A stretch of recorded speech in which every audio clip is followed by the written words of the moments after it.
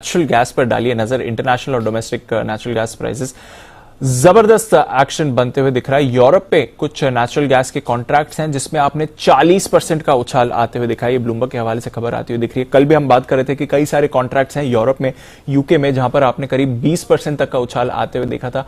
अब और भी बड़ा आपको संकट आते हुए दिख रहा है। एमसीएक्स पर तो नेचुरल गैस के दाम ऊपर है ही, बट यूरोप में कुछ नेचुरल गैस के कॉन्ट्रैक्ट्स हैं जिसमें आपको 40% तक का उछाल आते हुए दिख रहा है। तो ये एक स्पेस है बाजार की जिसे आप इग्नोर नहीं कर सकते हैं। जो ऑयल एंड गैस में जबरदस्त तेजी बनती हुई दिखी है, उसका इंपैक्ट बाजार पर भी है। एंड ऑफ कोर्स एक इन्फ्लेशन संबंधित चिंता भी यहां पर आपको बनती हुई दिख रही है, जिस तरह से इन अहम कमोडिटीज के दाम ऊपर जाते हुए दिख रहे हैं। 3 साल की ऊंचाई पर कच्चा तेल, बड़ा उछाल नेचुरल गैस के दामों में आपको आते हुए दिख रहा है और चिंता वहां से जरूर बढ़ रही है। और इसलिए भी आप देख रहे हैं कि यूरोप के बाजारों में आपको करीब 2% की गिरावट आ रही है, क्योंकि काफी हेवी डिपेंडेंस है नेचुरल गैस के लिए, स्पेशली क्योंकि विंटर्स आ रही हैं तो हीटिंग में बड़ा रिक्वायरमेंट होता है और सारे के सारे यूरोप के मार्केट्स आपको 1.5 से 2% गिरते हुए दिखेंगे। चिंता यहां से बन रही है। But of course ONGC, oil India, इन दोनों काउंटर्स में बड़ा एक्शन आपको बनते हुए दिख रहा है। एक बार इंडेक्स के जो उतार चढ़ाव आ रहा है, कैसे देखें इसे, अनिल जी से जानते हैं। अनिल सर, थोड़ा शेकआउट हुआ है ग्लोबल मार्केट्स में, हालांकि हमारे बाजार निचले स्तरों पर रिकवरी के भी आसार या एटलीस्ट स्टेबिलिटी के आसार दिखा रहे हैं।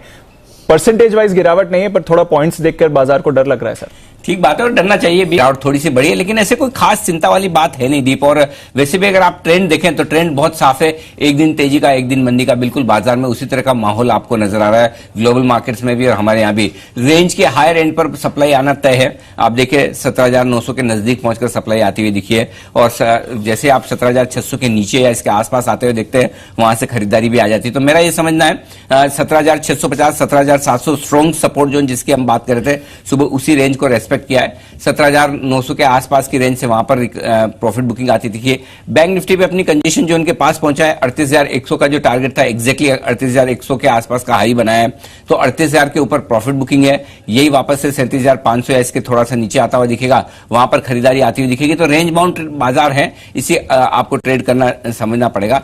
थोड़ी सी ग्लोबल मार्केट्स की जो उतार चढ़ाव और कमजोरी वाले संकेत है, उस बीच में आपको हल्का सा अपना रिस्क मैनेजमेंट थोड़ा स्ट्रॉन्ग कर लेना चाहिए। और दूसरा तरीका यह कि आप मिड कैप और स्मॉल कैप शेयरों की तरफ थोड़ा सा ज्यादा शिफ्ट हो जाएं, क्योंकि ब्रॉडर ट्रेंड आपके लिए तेजी का है, और इस ब्रॉडर ट्रेंड के बीच में जो हल्की फुल्की कमजोरी और आपको प्रॉफिट बुकिंग आती दिख रही है, तो दिग्गजों में आप थोड़े से सावधान रहें, ये ज्यादा ठीक रहेगा। आइए